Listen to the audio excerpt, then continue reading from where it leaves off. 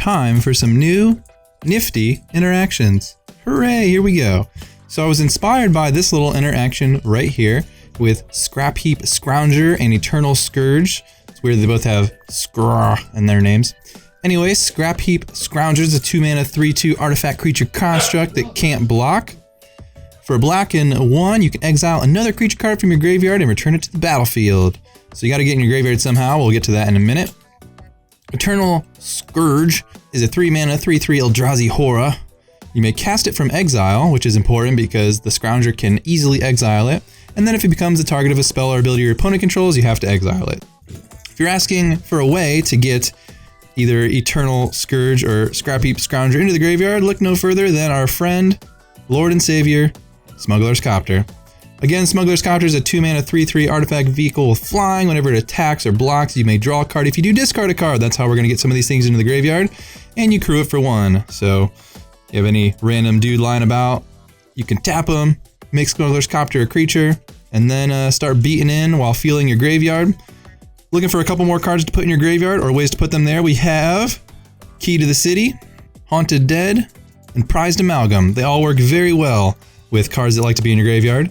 Haunted Dead and Prized Amalgam love to be in the graveyard, and Key to the City will help get your last few points of damage through while maybe drawing you some extra cards and putting some more cards in your graveyard. Let's talk about them all. So, Key to the City, 2 mana, artifact.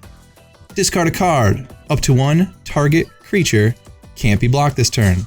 Whenever it untaps, you may pay 2 if you do draw a card. Sweet. Haunted Dead, 4 mana 2/2 creature zombie. Whenever it enters the battlefield, put a 1/1 white spirit creature token with flying onto the battlefield. Tap 2, discard 2 cards, return Haunted Dead from the graveyard to the battlefield tapped. And finally, Prized Amalgam. 1 black/blue, creature zombie. Whenever a creature enters the battlefield, if it entered from your graveyard or you cast it from your graveyard, return Prized Amalgam from your graveyard to the battlefield tapped at the beginning of the next end step. So what you're gonna do, generally, is try and get Haunted Dead, Prized Amalgam in your graveyard. If you use Prized Amalgam as one of the 2 cards you discarded to Haunted Dead to bring Haunted Dead back into play with his spirit friend, Prized Amalgam will also come back into play at the beginning of the next end step.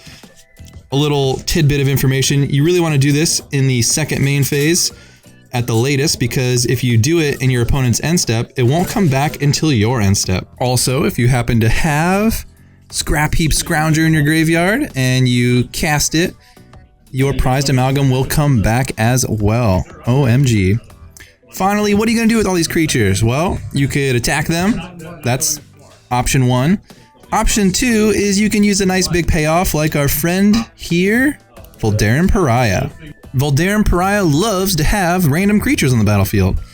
And you have all these creatures that like to go to the graveyard and come back and go to the graveyard and come back, so why not sacrifice them to transform Voldaren Pariah? Not to mention the fact that you have multiple discard outlets letting you cast Voldaren Pariah for its madness cost of black. So Voldaren Pariah is a 5-mana 3/3 vampire horror, flying, sacrifice 3 other creatures, transform it with madness 3 black. What does it transform into? Well, Abolisher of Bloodlines, a 6/5 Eldrazi vampire with flying. Whenever this creature transforms into Abolisher of Bloodlines, target opponent sacrifices 3 creatures. Now that you have all these creatures that come back and leave and are cheap and you don't have to pay mana for, it's pretty easy to get a Voldaren Pariah into play, make your opponent sacrifice their board, then have a 6/5 flyer and follow that up by returning your creatures from the battlefield, doing it all over again, rinsing, washing, repeating, and just abusing the heck out of your graveyard, getting infinite value. There are certainly many more things you can be doing to abuse the graveyard and all these cool interactions, but these were just a couple that I had found and wanted to share with you. Hopefully you enjoyed this little tidbit of Nifty Interactions. If you did, let us know below. What do you want to see? You guys have already left some great suggestions that I plan on getting to. Thanks for watching.